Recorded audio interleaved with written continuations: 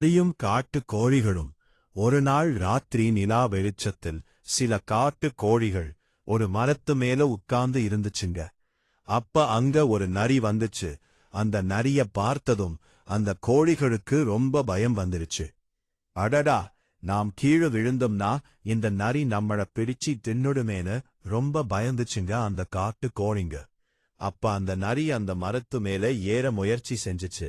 அது பார்த்த காட்டு கோழிகளுக்கு ரொம்ப பயம் வந்துருச்சு.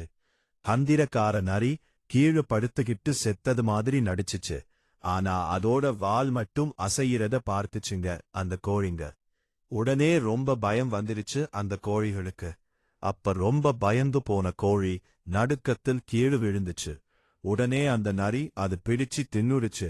அது பார்த்த மத்த கோழிகளுக்கும் ரொம்ப பயம் வந்து அதுங்களோட நிலை தடுமாறுச்சு.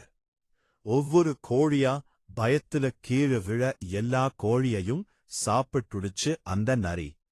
நீதி: மனதில் பயம் கொண்டவர்களுக்கு எவ்வளவு பெரிய பாதுகாப்பு அரணும் கோட்டை பயன்படாது. நீதி 2: பதறாத காரியம் சிதறாது.